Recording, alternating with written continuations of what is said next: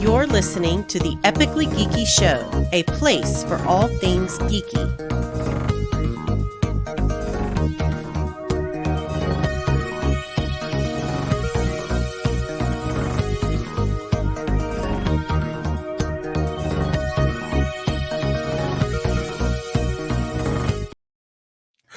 Welcome back to the Epically Geek Show, episode number 177. I'm your host for the evening, Eugene Stevens. I'm bringing it back, guys. Tonight I'm joined by Kris, Ray. It just says Joseph, even though it should say Joseph and Lanie, and Shaun. How are y'all doing? I'm getting drawn on with a pen. Okay. I'm fine. What is this? You're drawing on your crush with a pen in study hall? Oh my Sounds like it. That was too hot. I was gonna try to do it for the Yeah, that one's gonna work, man. Yeah, that was cute. Tonight's opening question is what made up cabinet position would you hold in some kind of fictional presidency? So it can be anything. I actually have two answers for this. I had a more serious one, and then I had just like kind of a throwaway one. Would anyone like to go first? I would love to go first. All right, Lanie, what made up cabinet position would you like to hold? Now, we're not talking Secretary of State or Defense. You know, those are actual cabinet positions. What fictional cabinet position would you want to hold? Let's be so for real. Nothing about me is serious ever. So this is right up my alley. I have one that would be my actual title, and then one that would actually be like kind of more of a ceremonial position. Mm-hmm. So I think that my official title should be Secretary of Fun Little Beverages. Okay. I love a fun little beverage. I'm also a connoisseur of fun little beverages, both spirited and non-alcoholic. Okay. I'm in my, I don't know, would you call it soft sober era? Yes. Yeah. I'm just not drinking as much now. I don't know why. I'm just not. And so now I'm very much into the mocktail culture. I had a tiki mocktail when I was in Asheville not too long ago. It was amazing. Mm-hmm. I'm a 3-beverage girly. We get one for fun, one for hydration, one for caffeination. This is my area of expertise. At any point in time, I have at least 3 different types of Yeti cups with me, all full of something completely different. It's true. It's So this is my wheelhouse. This is what I'm best at. And I really think that I could influence our next president in just the absolute best way on how to stay hydrated in a fun way. Kris, who is it that you introduced me to on YouTube? The DIY Danny. She always has a hot and a cold. And what you're saying here, I'm thinking there's a market out there of a multi, like there's one handle, but there's multiple on it. I'm thinking this is something that needs to be made because you're probably not the one, the only one, and this is probably a bigger market that we can think, that it's huge. Yeah. Have you seen how much people will pay for a fun little water bottle to hold their fun little beverage? Oh yeah. Her name is Logan, and she has about 5 water bottles, and I don't know how many fun Starbucks cups. Yeah, Too many because she took half of them. They're still some of them are still here. I love that. I got it. She gets it. She totally Nice. gets it. The girls get it. And then obviously my ceremonial position would be ambassador to theme parks. Mm-hmm. Just, Fair enough. something new opens. We got to send a face. I'm that face. Fair I'm enough. shaking hands with Tony Baxter. I'm ribbon cutting outside of, the People Mover refurbishment. I'm visiting Halloween Horror Nights and saying hello to all the monsters. I am the person for the job. Fair enough. Smiles, kissing bats. I got this. Got it. Joseph, do you have a secretary position you've thought of? Also have one is more serious than the other, but they're both kind of fun. Fair enough. Okay. Only mildly fun, though. As the delegate of the Headless Horseman Nation. Delicate? Yes. Yes. My position is that we should be dual wielding axes in combat more. So I'd be the Secretary of Dual Wielders. Okay. Just because that I feel like is something that we don't do enough in combat. So it'd be more of a ceremonial title because, I died in battle in the 1800s. So Are you already in character? who are you? But my more real life cabinet position would be Secretary of Meat. You guys know Both of these sound like something we should have an explicit label for. Continue. You guys have all There heard goes all the the saga of what it was like to have barbecue served at my office and how wrong they all were. So I think it would be a special delegation sent specifically to the state to help them sort things out. Teaching them Fair enough. order how much everyone actually needs, what sides to get. Are sides important? What Jesus. do you mean sides? What do you mean? What do I mean? That was a whole day. Like Lewis and I in particular were just like, well, what happened next? Tell me. I need to know. To me, It was just Michael Jackson eating popcorn all day. To me, the funniest thing is still I ordered 12 bread. Oh yeah, that's what got What do me. you mean? Well, it was 12 bread. 12 pieces, 12 loaves, 12 is Mhm. if it's 12 one. slices of bread. Yeah, that's what we were trying to figure out. Yeah. So, and then when you're like, they're buns. Apparently, it's buns. I was like, Yeah. okay, but why would you not say? God, it was so weird. We ordered Anyway, 12 hamburger buns for 40 people. Oh! Jeebus. He's from Oregon. Sean, what secretary position would you hold? Secretary of Retribution. Okay. It would have a hotline, like everything that like you don't have to break a law. It's like, oh yeah, they stole the last cupcake or something. You just call up and it goes on a sliding scale and we'll deal with it. Fair enough. Payback's a bitch. So, yeah, Like Secretary of Retribution. I like that. Kris, what secretary position would you hold? I took this literally, as I do most things in life, what I personally would like to do. Uh-huh. And what I actually enjoy, what I find would be useful. And I think I would be a great secretary of personal organization to the neurodiverse in the government. Oh, fair enough. Really, really, really like organizing. And I really, really, really like finding organized ways for people who have a hard time organizing because they think it's supposed to be this way. It's like, no, do that, you're going to stop. Because the whole house is organized for everybody's particular needs in order for the house to stay organized. Right. My end goal. So whatever I have to do to keep it organized, I will do. And finding systems for the kids and myself and Ray to keep ourselves on track, I'm like obsessed with. I love it. So I would be very useful. Just let me into your office. Let's have a chat, and then I'll get it all organized. Nice. Ray? I've always wanted to run the redundancy department of redundancy. I think it's a lot of fun. But I think more practically, I would run as the secretary of clothing sizes. Oh, thank you. Standardization. Standard. Thank you.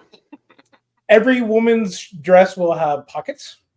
Absolutely. And not Tuesday just pockets. not just little pockets. Deep pockets, not those little bullshit. Go up to the wrist. Go up to Functional. the wrist. Fucking real pockets. Thank you.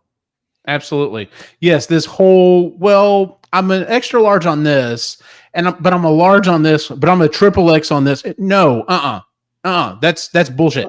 Mm-hmm. Yep. I just quick tangent here. A few years back, I wear XL, 2XL, depending on kind of what the fit is. Exactly. Yeah. Yeah. And I ordered a pair of shorts to work out in that had zippers in the pockets so that I could throw my phone in there and my keys and not worry about them kind of flying out if I was going to go for a jog or whatever. And they were coming from China. And Amazon suggested size in the conversion was 9X. Yep. And that was the way that like affected my soul. Yep. Jeez. I've gotten a few things from some friends of, well, I ordered it on Amazon and I got a 2X, but it's like this big. And I'm like, well, Where'd Yeah. it come from? So when we were in Jamaica, I went to find shirts and I had to go to the 4X section to find one that was actually long enough. oh my They God. were going wide, but they weren't long enough. I'm like, Right. Yeah. Jamaicans aren't tall people. I apparently. don't want a tube shirt. I was going to say, you're not rocking the crop top there? Nah. He would look cute, but No. Very Johnny Depp. And I don't want to deal with that tan line. Dad bellies and crop tops don't work out. I think. You get some would've beads and like loved turn it. them into Daisy Dukes or something like that. Yeah. oh, I wish. No. Those stems. I had two different ones as well. My more fun one was the Secretary of Movies. We got to get a handle on this, folks. Like, there's a lot of shit that's getting made that should not be getting made. If you're gonna do this whole, if you're gonna do a horror movie, okay, there's a time and a place for that, and that place is fall. Like, stop this bullshit of putting stuff out at different times. This is not working out. If you're gonna do a Christmas movie, fall at the earliest. None of this summer bullshit. You have to go through that part first. And then the other one, the more serious one, I would definitely love to be the Secretary of Social Media. There'd be so many things that would clamp down, be like, all right, so listen, every single post has to have a thing on there if it's information or for fun or whatever. And and if you don't want to do that, guess what? You're closed down. Like, the problem is I wouldn't want to bleed this over so much into like all types of media. Like, my dream would be everything on CNN and Fox and everything else would either have a thing after every commercial break or constantly on the screen. This is for entertainment purposes only. Like, and make it very clear. They're not speaking truth. They're making shit up. So, Literally, yeah. like improv.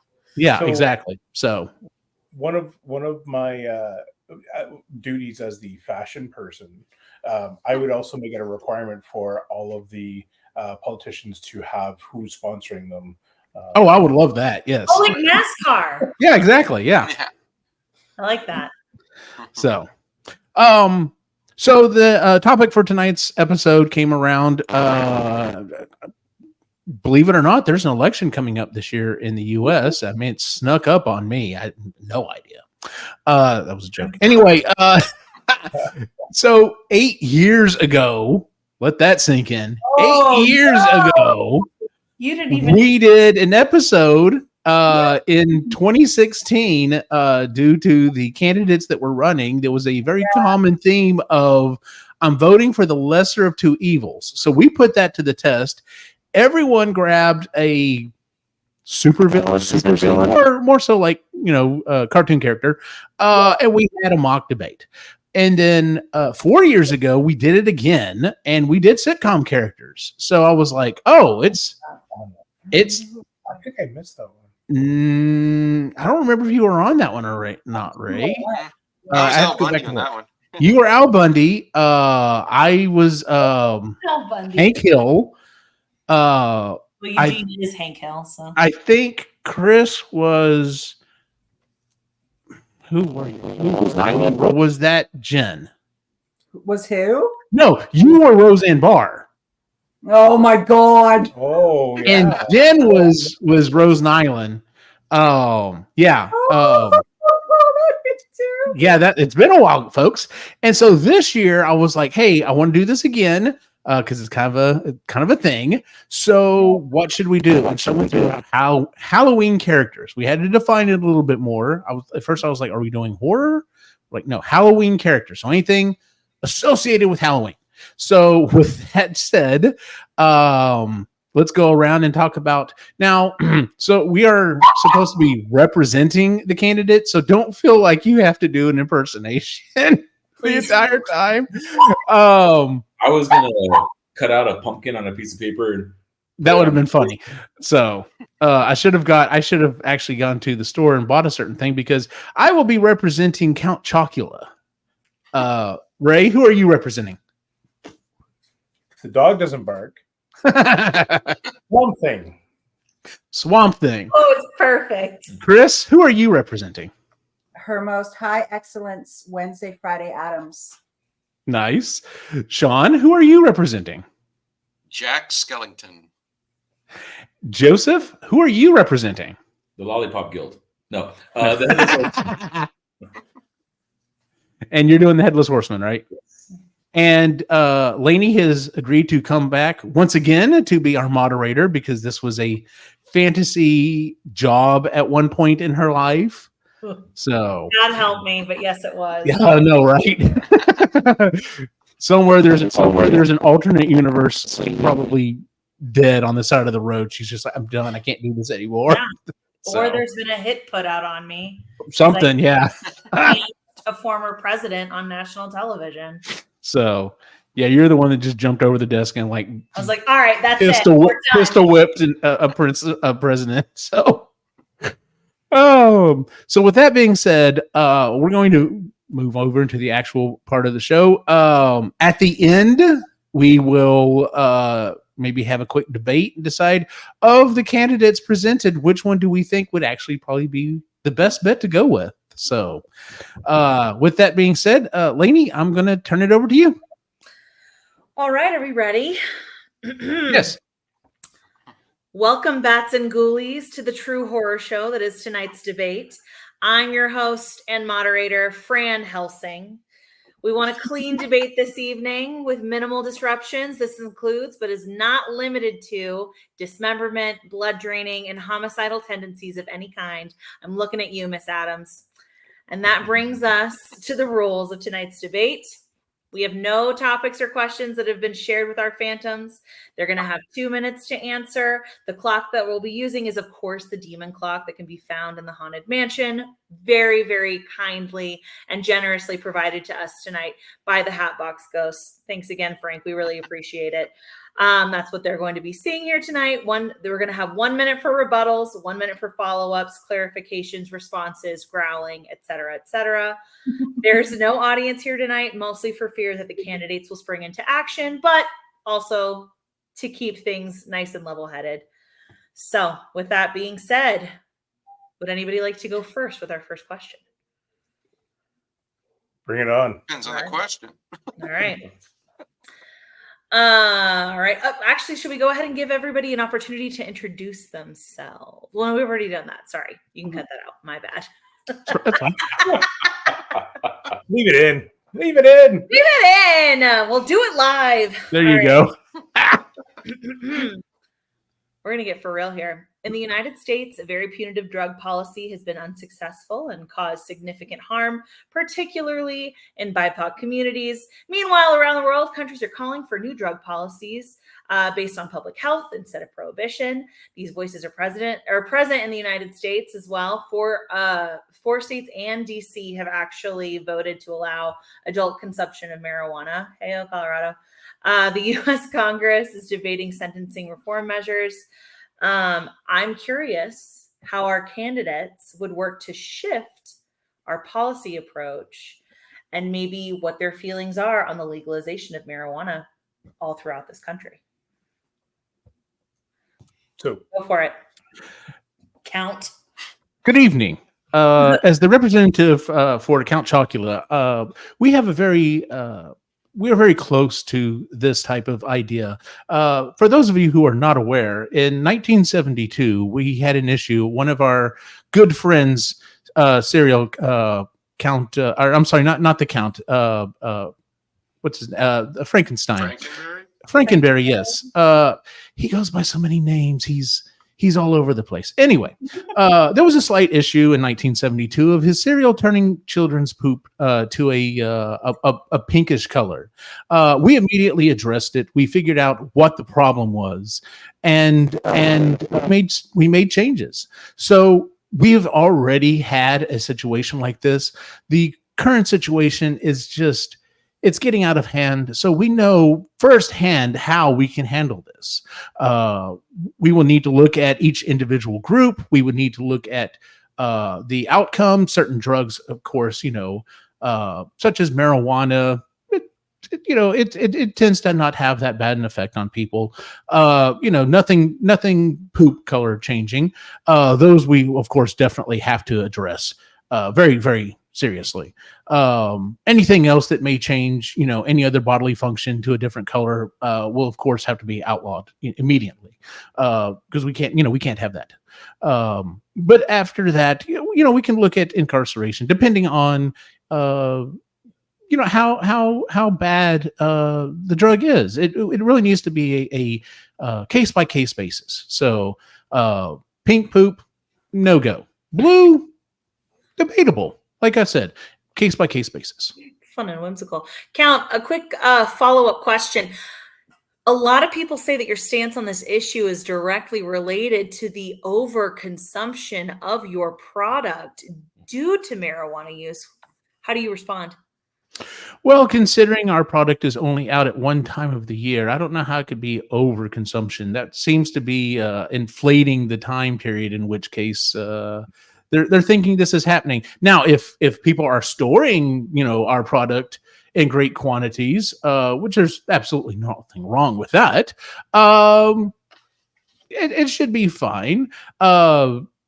Yeah, I don't see too much of a problem here. I'd like to find out your sources on who is making these claims.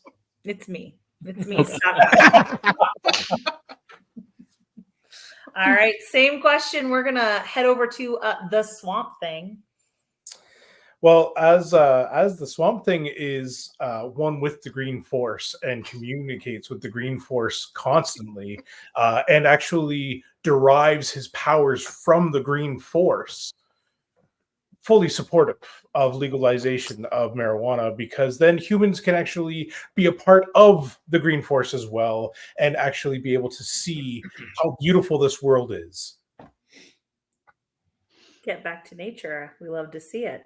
Absolutely. Can we point out why are we allowing him to use his name Swamp Thing? His name is actually Alec Holland. Like, actually, it is not, sir.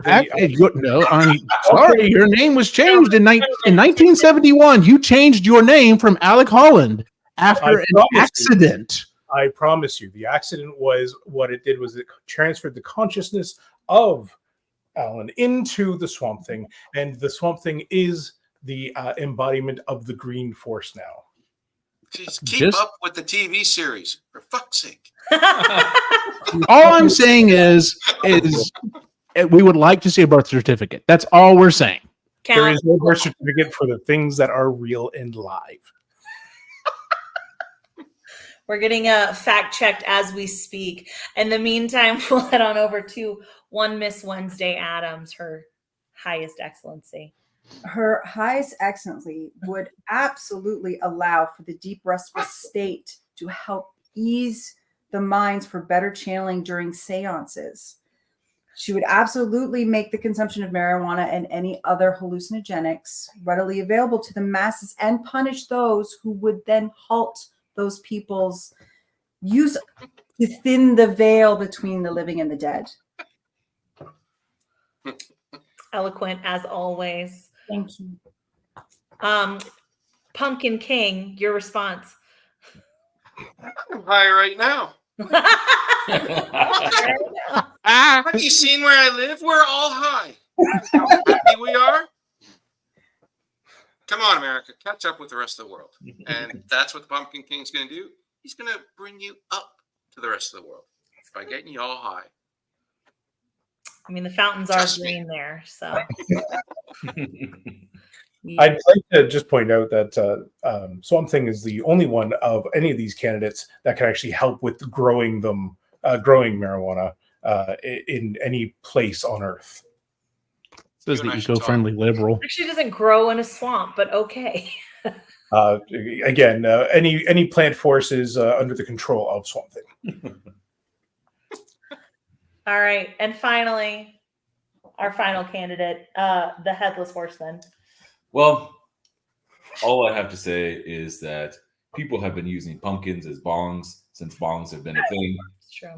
So I am fully on board, provided they leave at least one pumpkin for me to use. Contingency. So you're willing to work with the FDA in terms of controlling consumption. Maybe we can have some more genetically modified pumpkins so that it'll fit a little bit better on my shoulders, but still also provide the experience. So pro GMO. Yes. Got it. Definitely. Good to know. Genetically modify the hell out of it. Swamp Thing, your response. Again, as the consciousness used to have a PhD in biochemistry, Swamp Thing would support the growth of pumpkins and using them as bongs, but genetically modifying them in a way that isn't natural is a Would bit of a delegate from Swamp Thing From something. be willing to work on maybe a marijuana infused pumpkin? Oh, absolutely. We There, could and then that satisfies the requirements of the Headless Horseman over here. That gives a whole new meaning to pumpkin spice. Oh my god. All right. Starting off really strong, obviously, with a really, really important topic.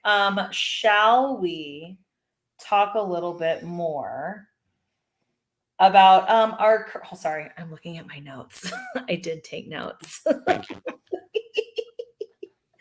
All right. How are we feeling currently about foreign policy? Now, I would say that most of the delegates here, not necessarily U.S. born. Is that correct? Jack's from a completely different dimension. That being said, we have chosen to bend the rules here tonight. so We've also got a delegate from Transylvania. Pretty That sure was that 1971. was English, Thank you. All right, we're going to go backwards this time. Curious about your thoughts, how you would respond to foreign policy and security challenges without doing more harm than good. Headless Horseman. Well, while innately I am a Hessian soldier sent here to conquer, I have Not for the British.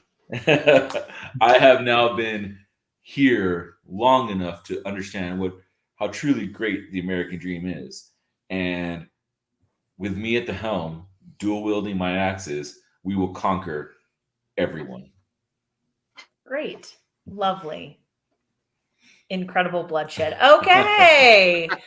We're going to go. He's an Alex Jones wannabe. I'm surprised he's not wearing a shirt that says 1776 will rise again. He was a Hessian soldier.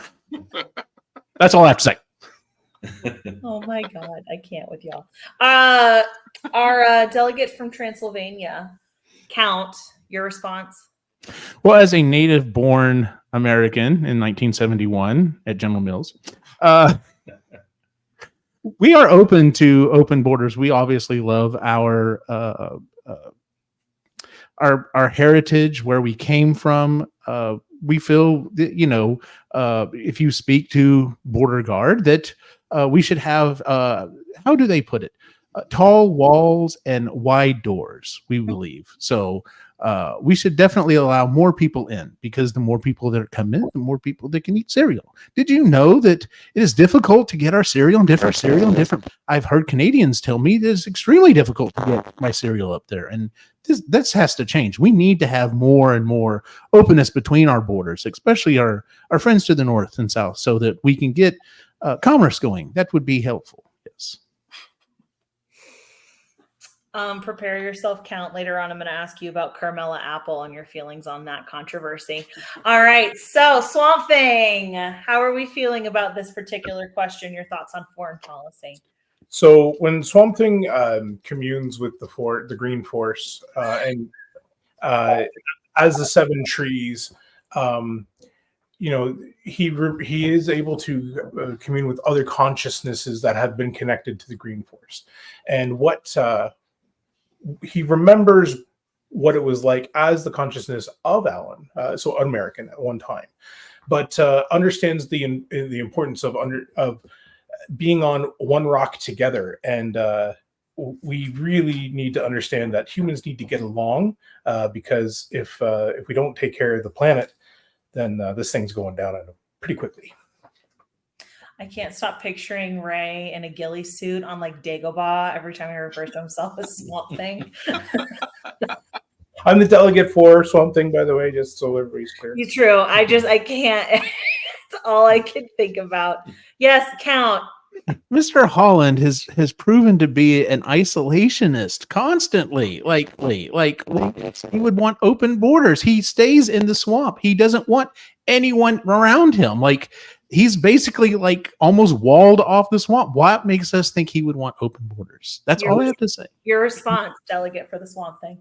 He hasn't really been had a good story. He's had a lot of humans try and kill him for no reason. We actually had one human ingest him, parts of him, just so that he could be connected to the Green Force, which is just a terrible thing to go through.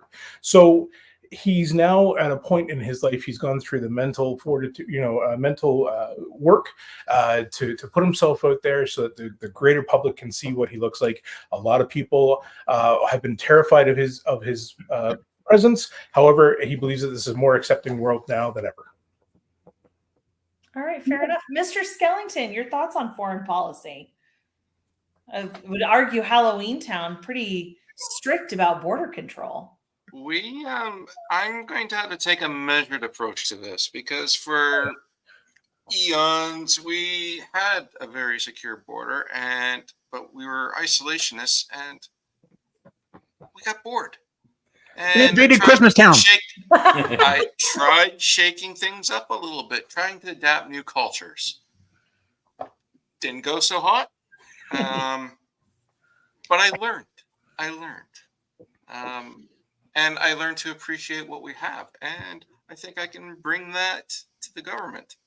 I think I can teach people to appreciate what they have. So the walls will stay up. And your response to those calling your acquisition of Christmas cultural appropriation? Fuck off.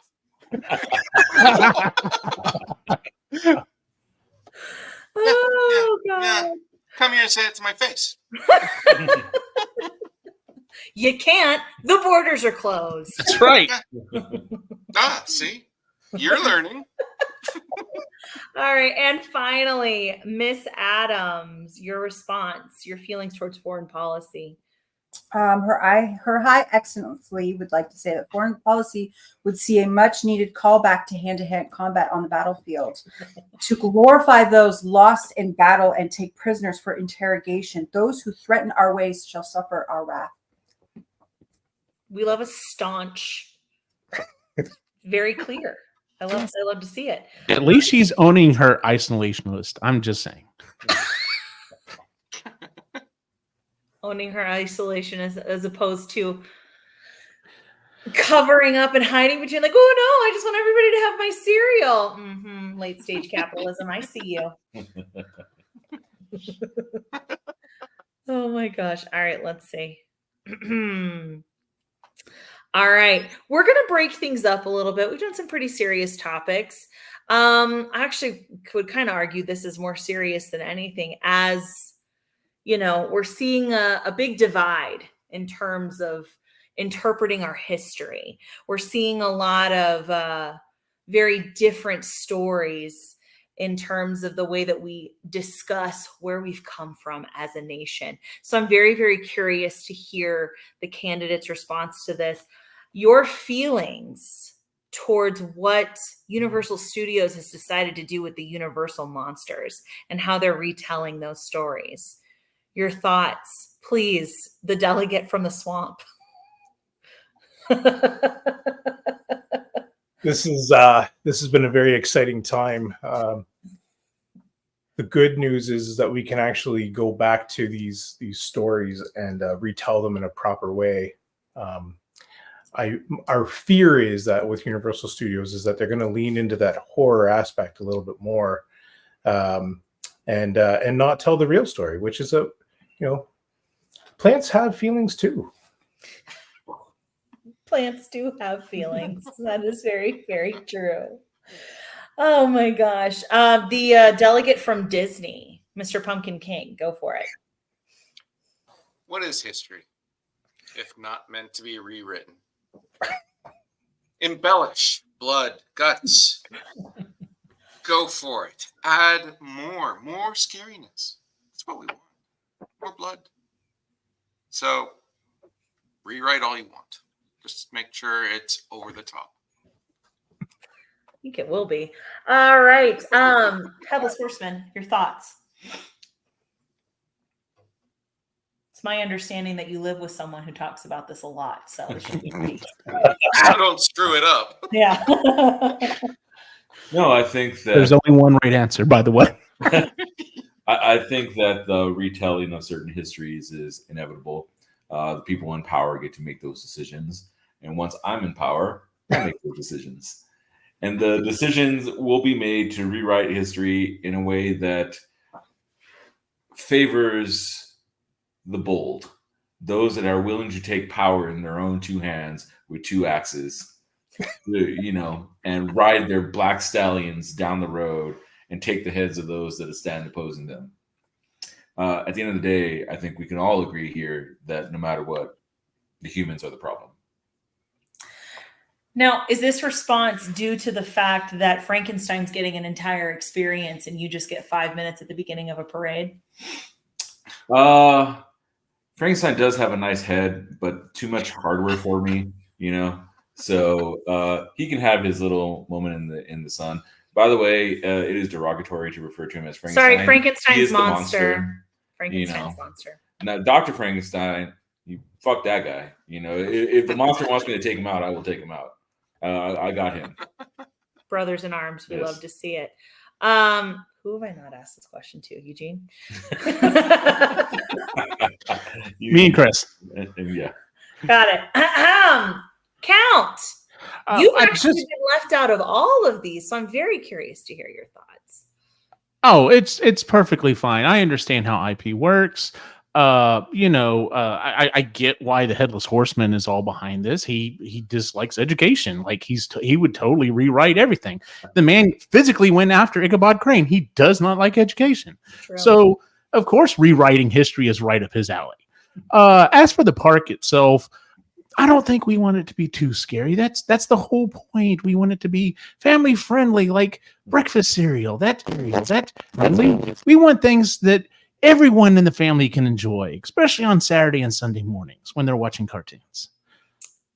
All right. It's So you're from a saying diabetic you're Muppet. So you're saying you're opposed to critical monster theory. Once again, it depends on where we're at. Some places they just want to teach what they want to teach, and I don't know. It's something we need to take a look at. Perhaps we can get together on a Saturday morning and we can discuss it. I would. Yeah, that'd be very nice. Maybe we should do that sometime. You should come up to the castle. It would be an interesting morning. So we can discuss it. I would like to comment on the Count's comments here about my rewriting history. While I do agree that history is being rewritten and whatnot, at least I stand with my own kind. Bold. What do you know about your own kind? You're 204 years old. You're the oldest person here. I'm surprised you even remember what's going on. I'm surprised you even know what's going on. Do you realize that you're in a debate right now? Like, you lost your head a long time ago. Every time I switch heads, I gain new memories. Okay, fair enough. Yeah. Oh, God. And finally, last but absolutely never least, Miss Adams, your response. Her High Excellence would like to say, the more of the dark forces are encouraged and taught to the young, the better. Darkness must be respected, must not be feared, but respected. She would also like to add a tangent that she is very interested in working with the Headless Horseman and his bloodlust with the double axes. Absolutely. You two can meet after the debate. That being said, someone really desperately needs to do a really good Addams Family experience. Yes. But I digress. All right. Oh, my goodness. We'll head back into a less heady issue. I know that was a lot. I appreciate everybody coming in. So, did I ask Jack? Yes. Yes. Sorry, I'm really good at this. I'm completely sober, by the way. Isn't that terrifying?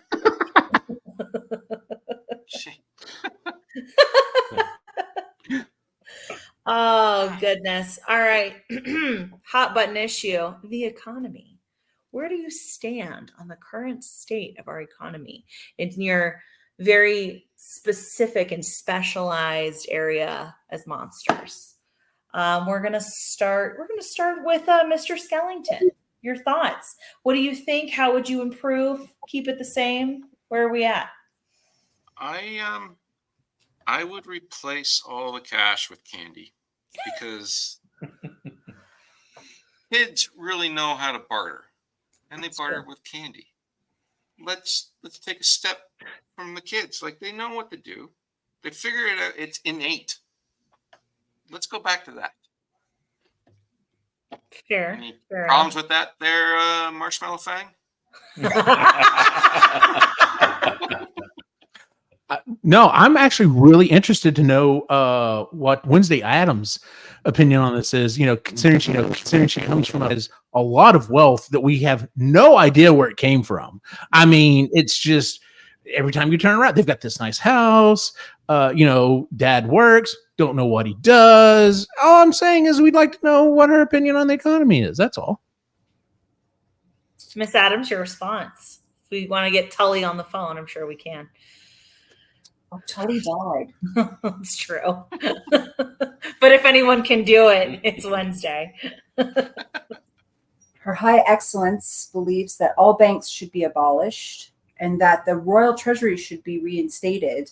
Those in need of funds should send a representative with their request on the first Monday of every month and stand in line and make the request to Her High Excellence, where she will, at that moment, decide what to do with the requested funds. And it's none of your freaking business where the money came from.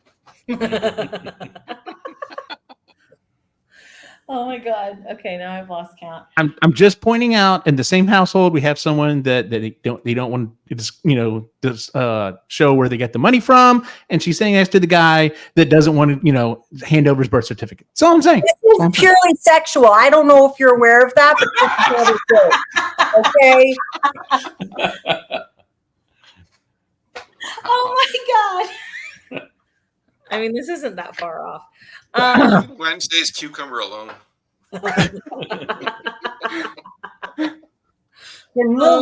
Count. Count, you seem to have quite a bit to say. Your thoughts on current economic policy, what you would keep, what you would change. Where are we now? Listen, people are hurting, especially those of lower income. I mean, inflation is through the roof.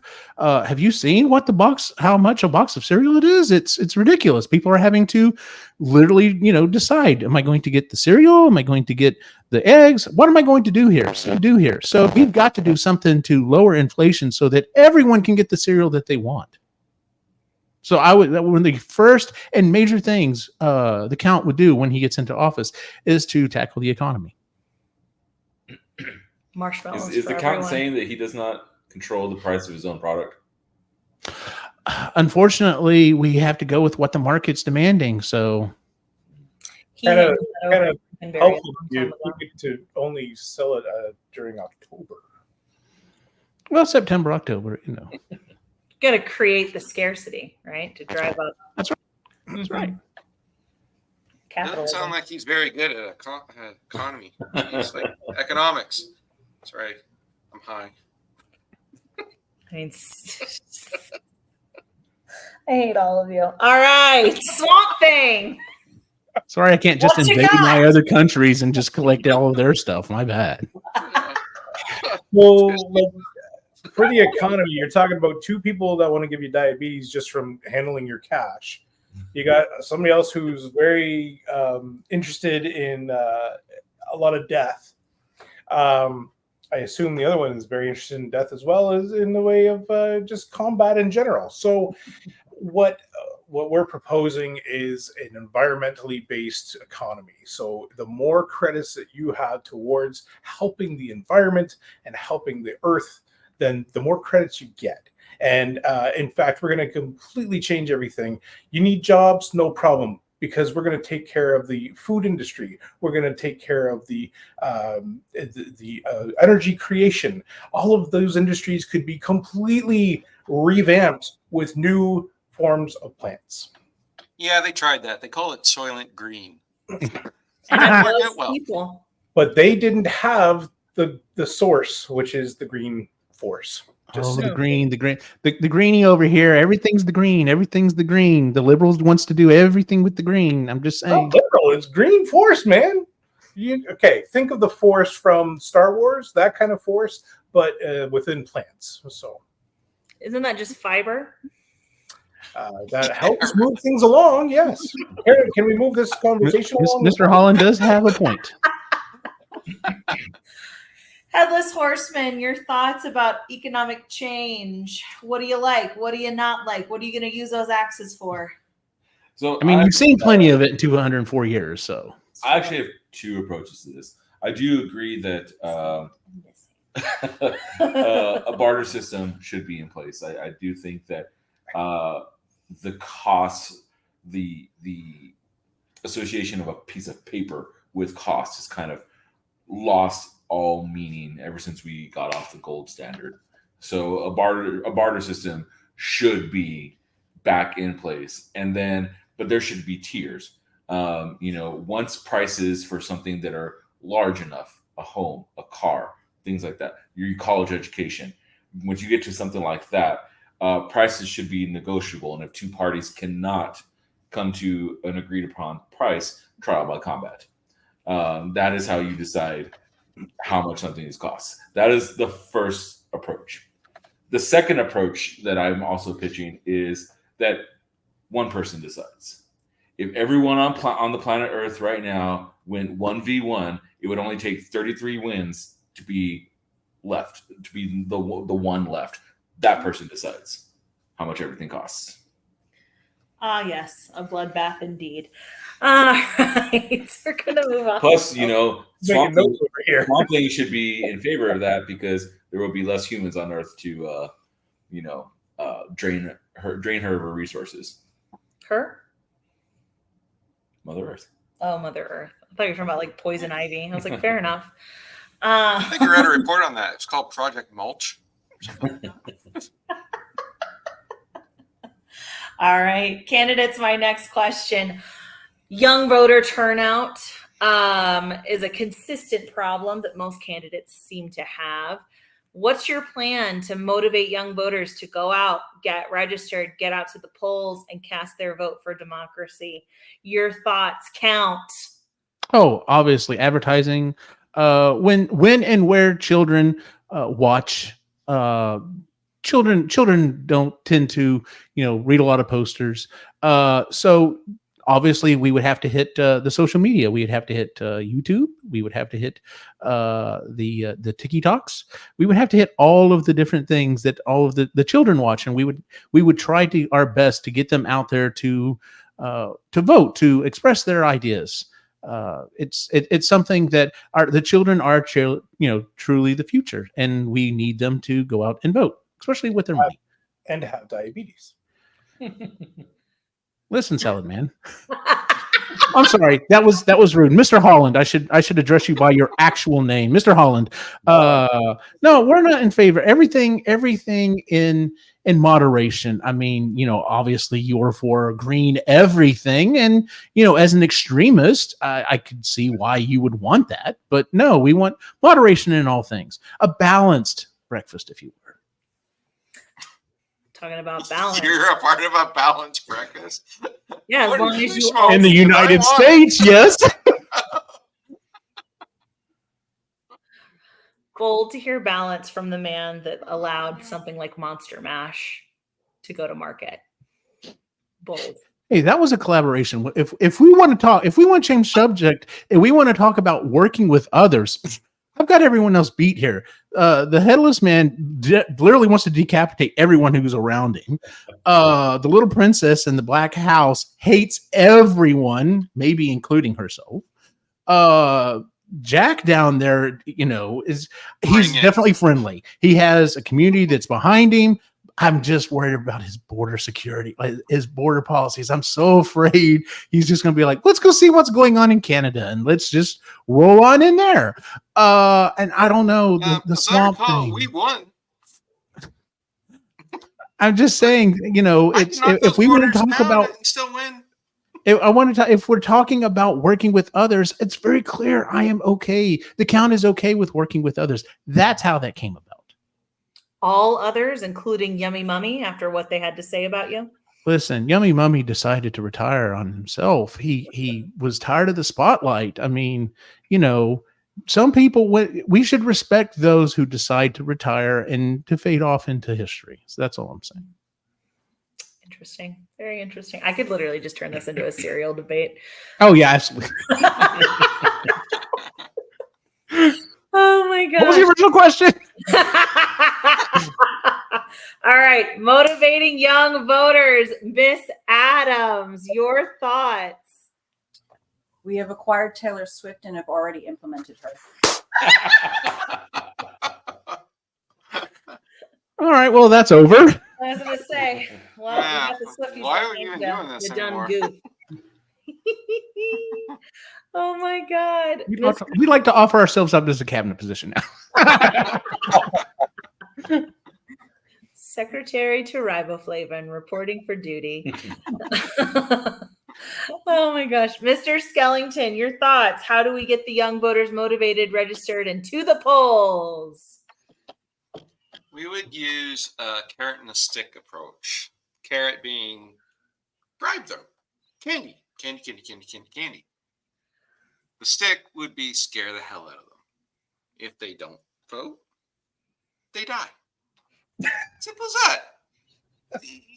You don't need complex solutions to simple problems. So if you want them in a certain spot and voting for you, you just carrot and stick. Two-pronged attack. Are you saying this because of what Oogie Boogie did with Lock, Shock, and Barrel, turning them into henchmen for forever? They were not the best candidates since Boogie Woogie kind of screwed them over a little bit. But in the end, they recognized the true power. So there you go. You're involved with a lot of very shady politicians, Mr. Skellington. Oogie Boogie, that two-faced mayor of yours. Yeah, but the thing is, I control them. Yeah, he's the mayor. Really And true. who does he go to? Moi. He's a dictator. That's why. And He's it the worked. Pumpkin King. It says it right in the name there. Yep. And the king's been around a lot longer than any of your governments. So shut up. 1992, but all right. Let's go to the Headless Horseman. Your thoughts on young voter motivation? I can't think of the word. Listen, I've been around for a very long time. Oh, we know. 204 years. The approach that my leadership took when I first came to this soil, I thought was the right thing to do. I've learned over the last 200 years that is absolutely not the right thing to do. However, there are still parts of me that feel like you need some sort of intrinsic, we'll use that. You need some external motivation for certain things like this. Are the young people of this country want to make things better? They want things to improve for themselves because they see how some of the older generations are struggling, and I applaud that. They want to do these things. That is why, under my leadership, it will be a civil requirement, not a civil duty. You will vote, or your head is mine. How do you plan on pursuing that? Thor and Conan. Got it. I was going to say beheading a child's parents, in front of them would probably go a long way. Yep. Decent motivation for Oh, sure. no. It's the child themselves. Okay, I'm just. Once you hit 18, you are free game. I believe it was Darwin that said no. Oh gosh, the delegate from the swamp. Your thoughts? How do we get these kids out to vote? You know, with every generation, it seems that the pendulum swings one way or another. And the last few have really stuck it, and the past regimes, and every single regime here is going to continue this as well. They're going to keep you indoors. They're going to keep you wanting to hide yourself, keep away from the fear, keep you entertained in front of the TV. So it is time to go outside. And that's good. Like, if you don't have an outdoors to go to, I'm sorry. Like, well, I'm the only one that's going to be actually providing Swamp Thing. We'll be the only one that's actually going to be able to provide an outside for these kids to go play in. Fair enough. Sorry, I was thinking about something you said. All right. I swear to God, I'm fully sober. I'm just so tired. All right, candidates. Our final question of the night. Eugene, is that okay for this to be the final? Yeah. No, that's good. You're good. Possibly one of our most divisive questions of the entire evening, but was submitted via multiple town halls. You would know what that is. You've terrorized quite a few of those.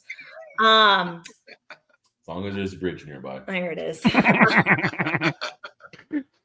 Candidates, I want you to think long and hard about this, and I want to know your thoughts on, really one of the biggest Halloween issues facing us to this day. Your thoughts on candy corn. Delicious Halloween treat, disgusting waxy triangles. What do we do with it? Why can't it be both? Elaborate, Pumpkin King. If you drink enough and smoke enough, it's delicious. If not, it's great to stick on the edges of your teeth and like have fangs. Like, it's so useful. So Fair. yeah, why can't it be both? Why not both? Why not both? Why do we have to be so decisive? Fair enough. Horseman. I have not eaten anything in 200 plus years. So if the people want it, the people get it. People don't want it, the people don't get it. Me personally, I like to just place it on my neck hole and absorb the candy corn itself. I feel like that's delicious in its own way. Neck hole is something I never needed to hear you say. Never. Not one time. All right.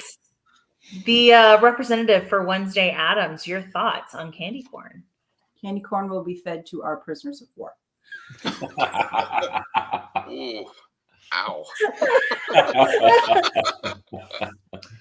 Short, sweet. She gets to the point every time. We love to hear it. Swamp Thing, your feelings about candy corn, which I would argue is extremely unnatural, despite being called corn.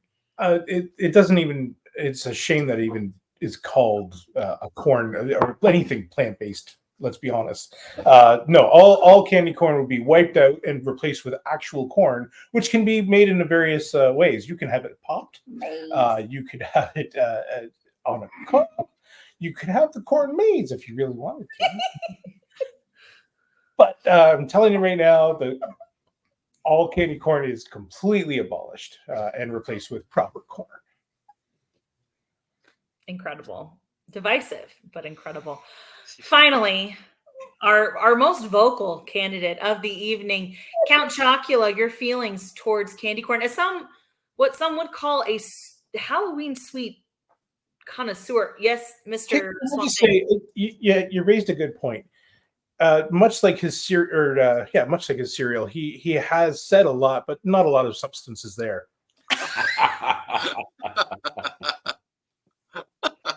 Fair enough, Mr. Holland. That's all I'm saying. Fair enough.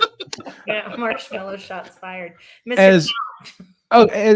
Like anything else, going back to our drug conversation, it has to be measured. If someone wants it, let them have it. Also in moderation. We're always for moderation.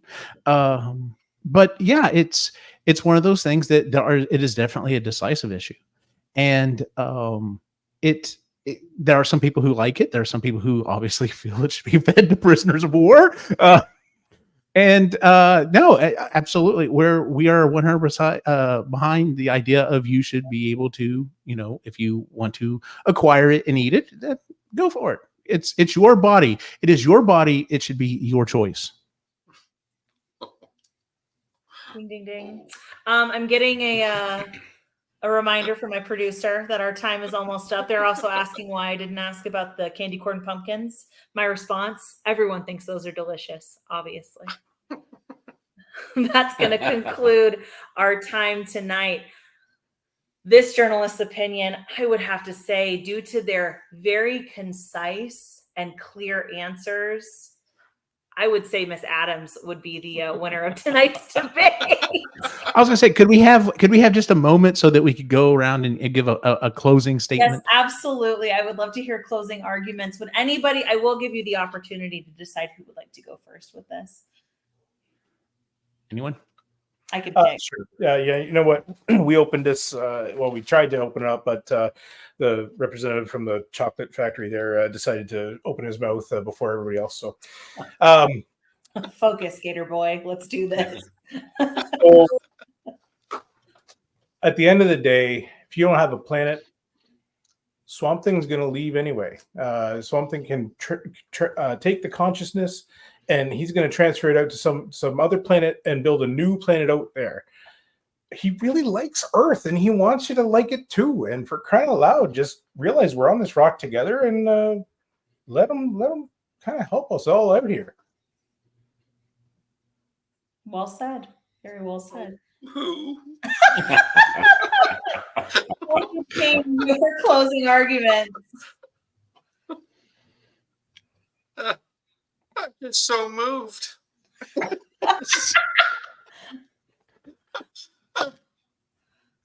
Quite frankly, all I need is one person to believe in Halloween, and I'm good. But Halloween is such a great time of year that everyone should enjoy it, and I think that should spread to the country. And as long as one person believes in Halloween, I'll force you all to believe it. So whether or not I win or lose, I'm taking over the country. So enjoy. Jack is the Donald Trump of this entire thing. Everything I've ever wanted it to be. Yeah. Why do you think I drank so much before this? This is not easy. It's definitely not. Oh, Horseman, your closing arguments. I've been here for a long time. 204 years. You two be here for a very long time. It's only a matter of time before I win. Ominous. You haven't won it yet? I give up. I know you've been around for 204 years. 204 years, still haven't done it. That's what I'm saying. It's busy. I'd like to just reiterate, Swamp Thing is now a part of the Earth, and the Earth has been around for a lot longer than any of you guys. So, yep. And Technically was created in 1971 by DC Comics. Just saying. As Metal Column. Are you implying that Swamp Thing is not real? I'm just saying, doing research. That's all I could find. No birth certificate. That's all I could find. Now, there were also mumblings backstage before the debate about the possibility of Swamp Thing being in DeSantis's pocket as a Florida resident. Your thoughts on that? Again, Swamp Thing is completely his own consciousness and has nothing to do with anything that has to do with Florida. It is, in fact, trying to kick a lot of people out of there. Fair enough. Don't we wish we could all do that? All right, Miss Adams, your closing arguments. Her High Excellency Wednesday Friday Adams would like to extend her condolences to the other candidates. We will all have places in her court. With that said, the Headless Horseman, she would like to extend an offer to you as head of the military. I accept.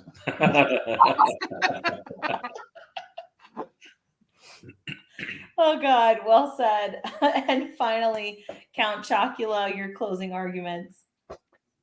Listen, Count Chocula has been around since 1971. He's a very, very popular person. In fact, in 2005, there was a MasterCard commercial that had us at the Super Bowl, the most watched event around the world. You're looking at someone who knows how to talk to the children. You know, you have someone that works well with others. You have someone that is looking for open borders. You have someone that is open for trade. Let's talk about our other candidates, though. Jack Skellington forcibly invaded another country just because he was curious. And he's already said so. Even if he doesn't win, what's going to stop him from trying to stay into office? Like, he's already claimed that he's going to invade. I'll stop people like you from owning vans going up and down streets. whatever. Poor What, children. what? Oh, yes, let's talk about poor children that you scared. But anyway, so you've got Jack Skellington. He's obviously going to invade. He doesn't understand humans. He brings chaos everywhere he goes. I don't know. That's what I'm saying. You have the Swamp Thing. Mr. Alec Holland, refuses to use his real name. No birth certificate. That's all I'm saying. Very green, super green. All about everything's going to be green. Everything's going to be green. The economy is going to be green. The food's going to be green. Are you backed by Big Green? Is that what it is? Are we trying to funnel a bunch of money into your own pocket? That's what I'm saying. That's all I'm saying. All I will rebuttal with is you obviously do not have the history correct, because I have held my own skeleton. Swamp Thing held its own skeleton in the way of his consciousness completely transferred into this other being. So the Alan that you were talking about is dead and long gone. I don't even have a TV, and I knew that. Where have you been? all I'm saying, 1971. Oh, Redcon. DC. Jesus Murphy. Oh, that's right. Maybe that's why you're all about changing up history. That's all I'm saying. When Miss Adams, very, very straightforward, very blunt, very, exactly where she stands. We just don't know where her money comes from. We don't know about her family history. There's just, there's all these relatives keep popping up. Don't know where they're from. Don't know where the money's from. That's all we're saying. Okay. And then the Headless Horseman. I mean, he was a Hessian soldier. He fought for the British. I mean, he was literally an enemy of this country. Like I said, I'm surprised he's not in Alex Jones' back pocket. That's all I'm saying. That's all I'm saying. Oh, Canada.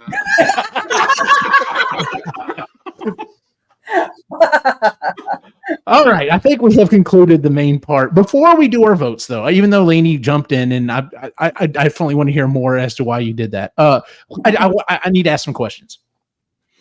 How did you prepare for this? We already know, Shaun.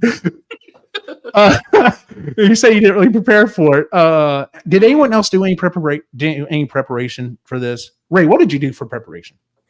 So I knew a little bit about Swamp Thing, but I really dived into the history.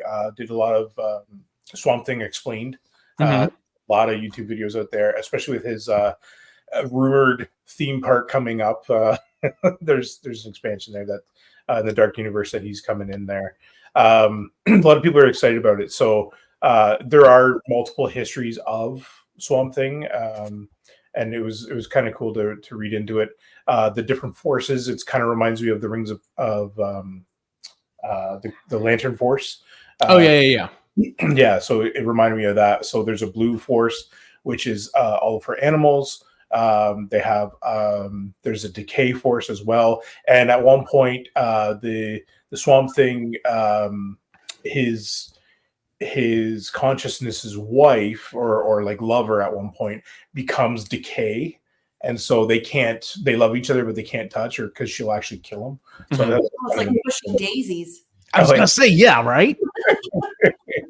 Yeah. So it's just, a lot of fascinating different changes and stuff like that. So, yeah. Kris, how did you prepare? I was just reading over Wednesday Addams' character and just sort of her iterations over the decades. Because my Wednesday is Christina Ricci, right? But so I wanted to see if there was like a common thread or if that was just specific to her, and there's a common thread For sure. Wanted to refresh what that was. I just assumed it lived within Kris at all times. Well, I know, right? She does. She lives there. But like, was there something quirky that I could bring out, like sort of out of left field that the character was in, like went into throughout the, the decades that she's been around? But yeah, all pretty consistent. Joseph, did you do any research? I did this shit live. Nice. You know a lot about the Headless Horseman already. Yeah. So I went about this a little different. So the last one, which is funny enough, the one that y'all don't seem to remember, Shaun specifically hit me with an uppercut out of nowhere. I had completely forgotten that Hank Hill, there was that one episode where he was from New York, and you hit me with that one, and I was like, good job, man. Like I still remember that to this day, right? that. I did too, right?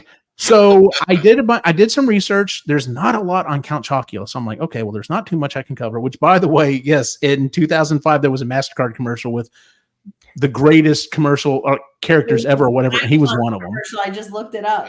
Yeah. But anyway, so there wasn't a lot for Count Chocula. So I'm like, you know what? I'm going to go on the attack this time. And I was just like, damn it, that's a lot of research to do.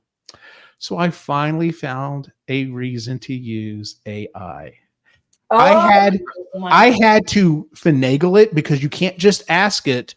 Like I can't just put in, if Swamp Thing were running for president, what are certain things he should avoid? Because it would come back and say, sorry, I can't talk about politics, whatever. So you have to specifically say, in a fictional world, in a fictional election, a fictional character. Like there are ways kind of get around it. And so that's why I literally came up with a list of all the things I was going to paint y'all as. Like you have Wednesday, you know, not knowing where the money comes from, the family and stuff, Swamp Thing being too liberal with everything. I really like the Hessian soldier being Alex Jones. And then of course, like it pointed out, it was just like, yeah, and Jack Skellington technically invaded Christmas. I was just like, yeah, I didn't really look at it that way, but yeah, you could. So Oh, that was a literally stretch. appropriated the entire holiday. yeah. Yeah. So That but yeah, was- so I used AI to come up with my backing. That's why I kept referring to stuff, and I was just like, okay, I'm gonna hit him on this. I'm I'm gonna go on really this. surprised. I'm really surprised that none of y'all use the fact that whoever has my name tells me against me. Oh, I forgot about that. Fair enough. I'll Yep. be honest with you. I totally forgot about I it. totally I was really more so hoping for a question on education, and that's where I was, because I was like, man, I maybe I can know. pull this in now because Because I was like, he's obviously against education. The man friggin' chased down a Kabod Crane. I know. So They had to get a new teacher in Sleepy Hollow. he's like, fuck that guy. All right. So after the debates, who do we think would be the best person? Lanie, you've already chimed in. I just appreciate a candidate where I know exactly where they stand. Fair enough. There's no dancing around an issue. He's gonna let you know. Plus, I know that Wednesday's all for teaching history correctly. She did that in the second movie. So But she would never ever mix words. Like you would know exactly where you stood with that. yeah, she'd be a PR nightmare, but in like the Oh, best, absolutely. Oh, yeah. Yeah. in Please. the best way. But there would be no way the fact checking would come up as nothing. Like everything she would say would be true. Factual. It would be It factual. would be the opposite of the Trump presidency, except but it would still be a PR nightmare. It would be a PI nightmare, Oh, and yeah. she would definitely be pushing for a dictator. So okay, so in that instance, the candidates tend to find someone that balances them out, or at least kind of helps them with another area in their electorate that they're not that strong on. So who would you run as the VP to help her? I would assume someone really like outgoing and happy and stuff, and be like, okay, well What's the they're name? cool. She's What's the name of her roommate in the new series? Yeah. oh yeah, that would be there you go. That would work well. Joseph, who would you of the candidates listed? Who would you vote for? Wednesday. Yeah. A particular reason? Woman in the White House? She's the only one that the Headless Horseman would find acceptable. Fair enough. Shaun, who would you vote for? Oh, God, I'd probably screw my ballot. I'm sorry, none of us should really be in any kind of political office. I'm going to do. Jack Skellington wasn't a mayor; he was just the MC. True. Yeah, that's probably not a good idea for any of us to get into office. He's like the King Charles of Halloween Town. There's like a whole other crew actually running shit. Yeah, exactly. Ceremonial I face. haven't smoked that much. I know that. Kris, who you voting for, or should I guess? Well, assuming Wednesday couldn't vote for herself, she'd probably vote for the Headless Horseman, or depending on further questioning, maybe the Swamp Thing, because while she would want a dictatorship, she's pretty freaking progressive. So She is very progressive. it would depend on, but probably the Headless Horseman. True fact. Sean. Ray, who you voting for? I saw Sean get up and it was Yeah. Of all of them, probably Wednesday, just because that's the most like you know what you're getting, and they're at least human. Yeah. Oh, there you go. I got that going. She's human. No, that was totally gonna be my answer. It's obviously Wednesday. We have a corpse, a G-rated vampire, a plant, a skeleton, and then an actual live person. I guess I'm going for the live person. Call me specious, whatever. So, but yeah, this one was fairly easy. That I remember that first time though when we were literally trying to decide between like Megatron and Cobra Commander and Darth Vader.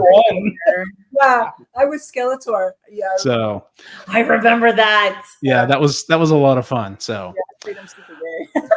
all right, well, I guess if we're still doing the show in 4 years, we'll do it again. So I mean, there's nothing saying we can't do it, at another time. We could do it at midterms or something, but it's just It depends on who wins, right? Yeah. so. All right, we'll just go ahead and move on to our picks and or pans. Would anyone like to go first?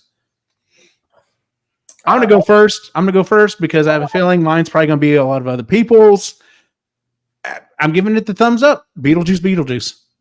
Was it good? I enjoyed it. It has problems. I'm not one of those people that is like, like my buddy Travis that, has written movies and stuff. And I find a lot of writers that I know really tend to pick things apart, which is why I'm glad I'm not a writer, at least of scripts. But anyway, in the end, there's a lot of fun stuff in it. But like if you put a gun to my head, I couldn't tell you what the A plot, B plot, and C plot are. They're all kind of there. And there are some things that you could literally just pull out and it wouldn't change the movie at all. That being said, it's still worth going to go watch. The biggest surprise in the movie, though, was in a movie with freaking no, it's not a spoiler. It's not a spoiler. With some of the big names that are in it. Yeah. Catherine O'Hara steals this fucking movie. Oh, of course she does. O'Hara. She's like, okay, but you've got fucking Beetlejuice. But he didn't steal the movie. I'm okay with that. Now I will say this though. No one else has done the same character past the first movie. They've had maybe a little bit of flavor to it. She had the opportunity to basically be that character in all of Schitt's Creek. Like she was basically that character again. But God, she is so freaking funny in this movie. Like I said, go watch it. It's a fun movie. They definitely left it open for sequels. And then the other thing is, and it's not, once again, it's not it's not giving anything away, but somewhere there's a dark theater where, Jeffrey Jones, whatever his name is, the guy who played the dad, is sitting there probably with glasses and a hat so no one recognizes him, just going, are you fucking kidding me? Are you fucking kidding me? Because I thought the death of the dad was going to be, okay, well, this is how we're going to No. We jump in that bus and we ride it all the way through the movie. Hell yeah. And it's fun. Like I said, it's like, not that he deserved to ever come back, but oh my God, it is the amount of work they did to have him in it, but not have him in it is hilarious. It like I said, there's some really funny things in there. So there's some scenes I totally see, especially like at Dragon Con next year. Like that's going to be the vibe. That's going to be the thing. So, cool. All right. What do you want to like to go next? Love it. I'll go. All right, Kris. Okay. So there's a couple here that are both picks and pans, depending on how you want to look at it. So I binge watched The Secret Lives of Mormon Wives. Oh my God. Okay. So again, pick or pan, depending on how you look at this. Both. It's both. It's totally both. So we don't have Hulu here in Canada, but on Disney Plus, you can watch it. So I watched it on Disney Plus. And I thought initially this was going to be a bit of an expose on the Mormon religion. No. It's about these women. So I came away with that being like, I actually have no idea what TikTok is. I don't know what TikTok is. Because the more I watch it, they're like, mom talk, and then Mom talk. I'm like, what the fuck is mom talk? What is this? Nobody's explaining it. They just keep saying mom talk and then showing a bunch of them dancing. I don't know how that's empowering. I don't know what that is. As a mother, it's not. It's weird. But I will say the fact that they're all the breadwinner of the family in a very patriarchal religion is pretty badass. And that I should not be allowed to watch a whole lot of reality television because I get super into it and super judgy of these women that I will never meet and I don't know, and it's all edited accordingly. And also, I need to talk about Whitney to somebody. Oh my God, you can call me and we can talk about Whitney for like 2 hours. Okay, good, because that needs to happen. Okay, so then we were watching The Rings of Power. We're all caught up on that. I like it. There was an episode where I cried. Okay, so Are we okay with some spoilers? No spoilers. Spoilers. Okay. I cried Are you because watching it? No, not yet. Oh, it's a beautiful moment for me personally. It was a very personal thing. It's not, but anyway, for me, it was very, very personal. I did not expect to cry, but suddenly I'm watching and I'm like, oh my God. And he's watching. I saw it coming a mile away. I did it. He always does because of his stupid ADHD, the pattern recognition. Anyway. I was like, yeah. and looking over and waiting for the reaction. I'm like, and then I'm like, okay, yeah, that's what I thought. And then we're watching Good Omens with Quinn. And that's pretty fun to watch. It's always fun to watch the kids watch the stuff because they're actually, it's really fun. We dropped Logan off at college 2 weeks ago. So bless you. That was very bittersweet. She's only come home once. It's only been 2 weeks because she came home for a weekend. I mean, What?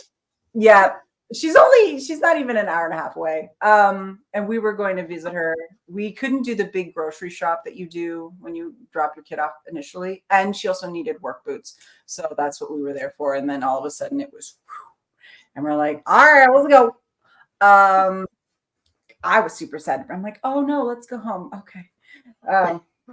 But she stayed there this weekend. She's there this weekend and she's had her chill weekend and she's good. We've talked every day and it's been really interesting to watch her be there and just sort of figure life out as a quasi-independent person.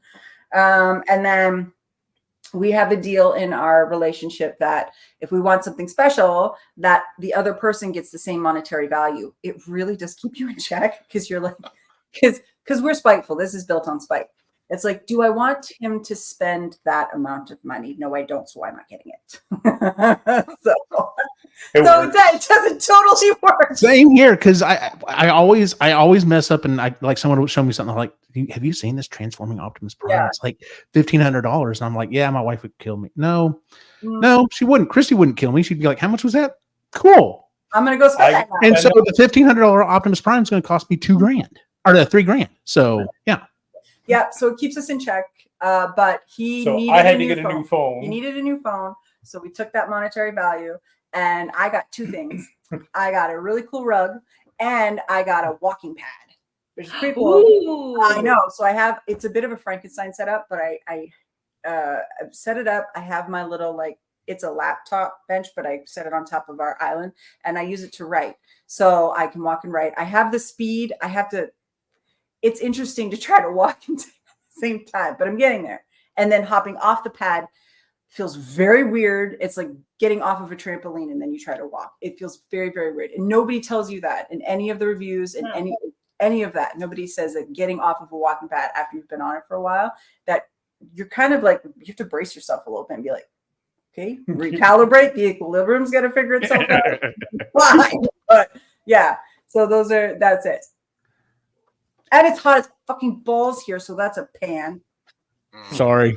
Big heat wave. Oh, Kris is ready. She's ready for fall. Oh my God. I have to wear I'm so resentful. I'm like, I do not want to shave my legs. I have to wear fucking shorts. I am sweating outside.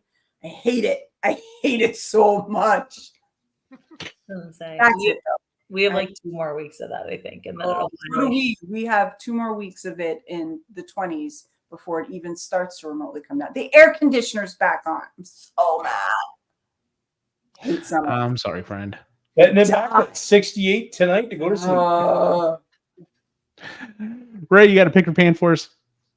Well, mine were mostly stolen there, but You're welcome. You didn't watch The Secret Lives of Mormon Wives. no, I did not. You did not. I don't know why not. It was amazing. Well, I've heard. He heard about it though. So picks Bad Omens again, the rewatch. Good Omens. Good Omens. Yeah. It was really interesting.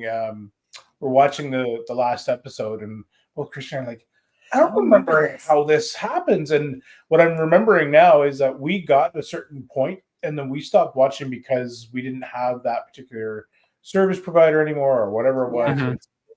We just never went back to it. So I'm glad we're able to now.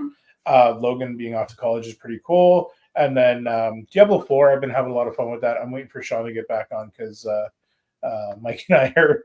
Mike's got his second character at 100 already, and I'm blasting away. It's all fun. It's a good time. It looks like a fever dream. It's very chaotic to watch. Yes, yeah, it's a good one.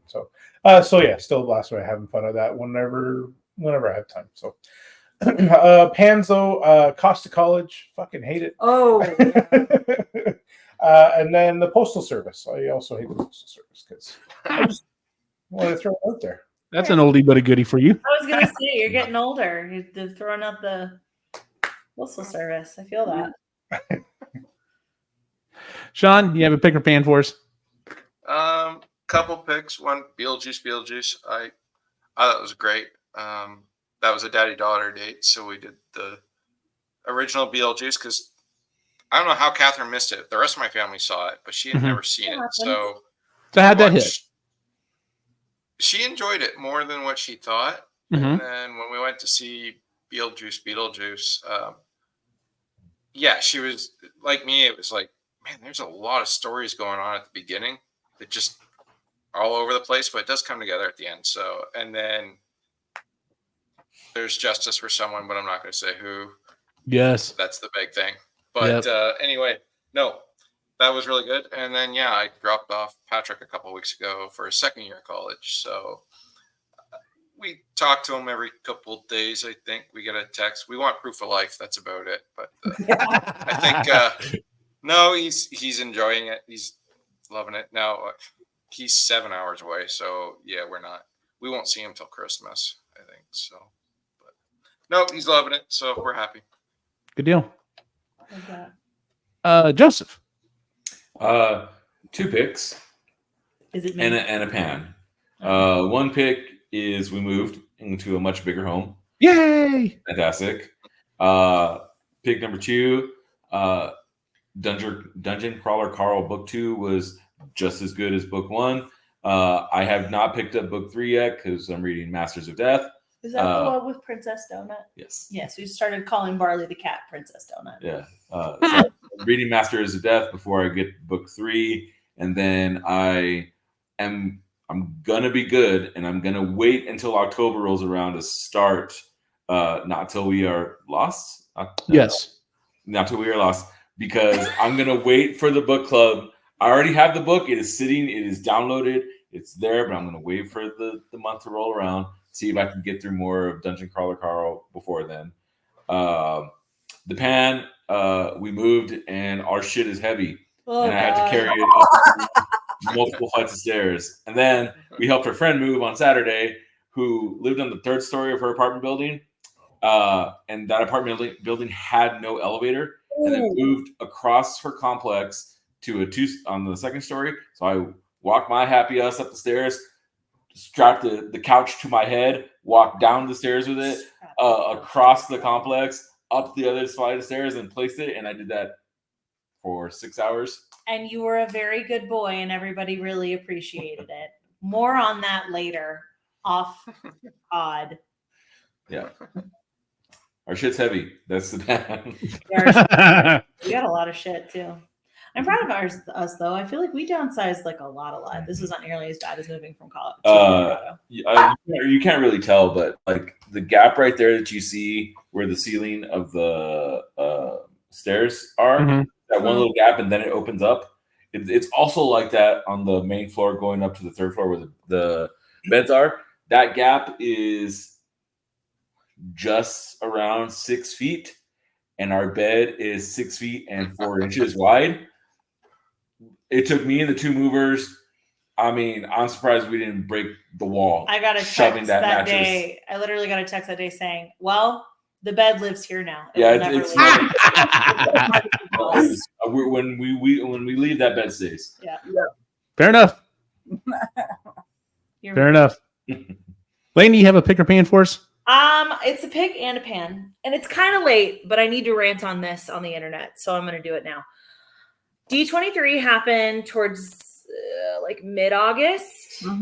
D23 is always a very interesting time for myself.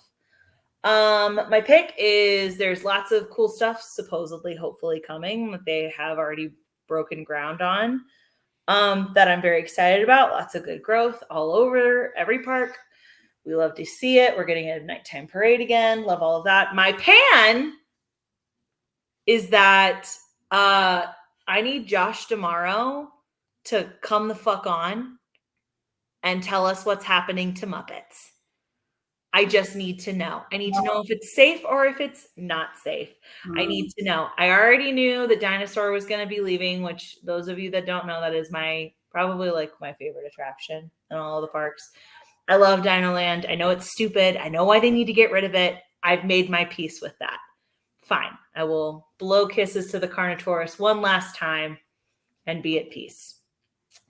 But with the Muppets, there was a pretty credible source going around essentially saying that they were going to tear down Muppets to build this new Monstropolis area. And that at the last minute, they decided not to say that at D23 for fear that Josh D'Amaro would get booed off the stage, which is a very real fear because the Muppets are beloved and Disney is not doing what they need to be doing with them. Ray gets it. Michael Eisner did all this work to basically stick it to Jim Henson and pull the Muppets over there. And now they just sit there. They don't know what to do with them, but they do know what to do with them because whenever they put them in the parks, people go crazy. They had a fantastic show in Liberty Square that people loved. People would come and seek it out and wait around for it to start.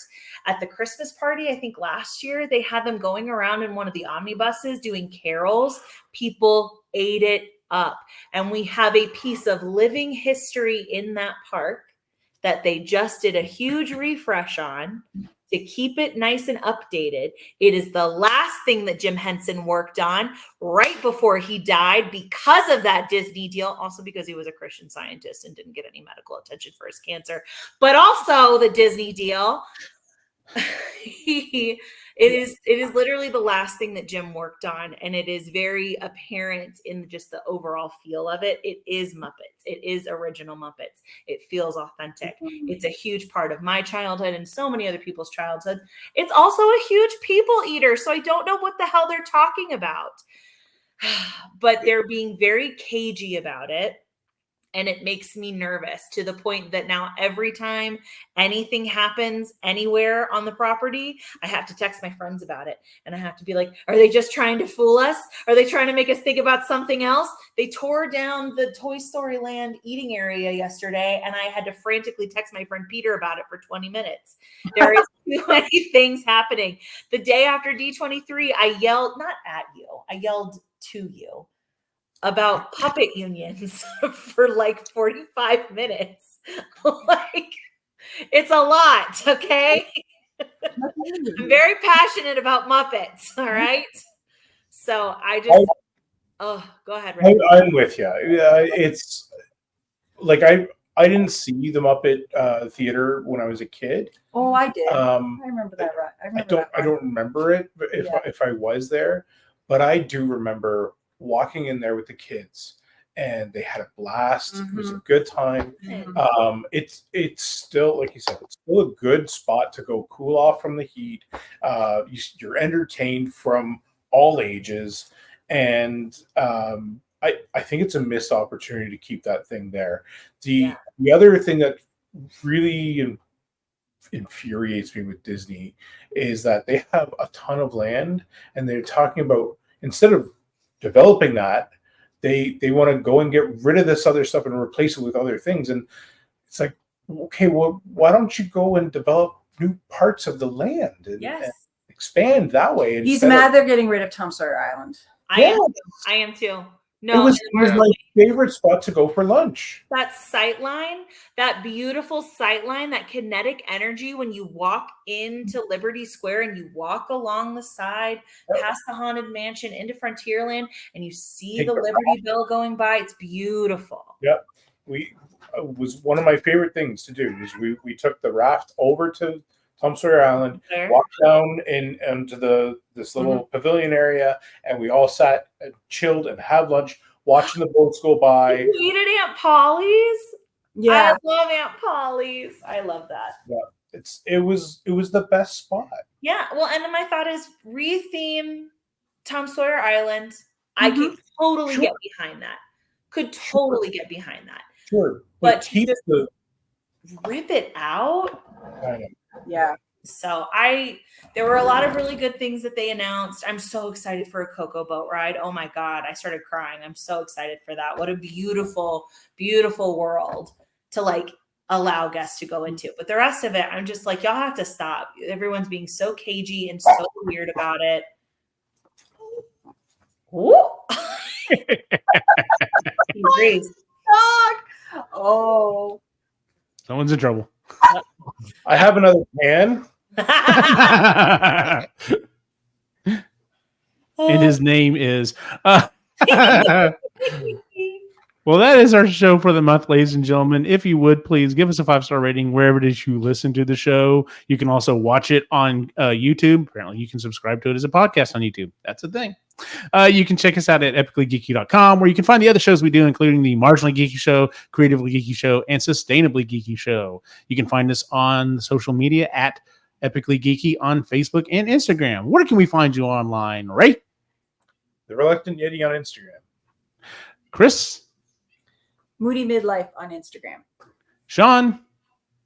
Screwing with Wikipedia. All you university and college students, beware. Also, your favorite broken toy on Instagram and TikTok. Spelled the Canadian way. Damn straight. Joseph? Jay Morales on anything. Lanie? You can find me at It's a Lanie Bird on Instagram. I have a TikTok as well, but I haven't posted anything on it. I'm waiting for Joseph's first Disney trip to make my inaugural TikTok. Fair enough. And as always, you can find my individual wacky adventure online at Optimus Shane on Facebook, Instagram, and that's it for everyone on the site. Have a good night.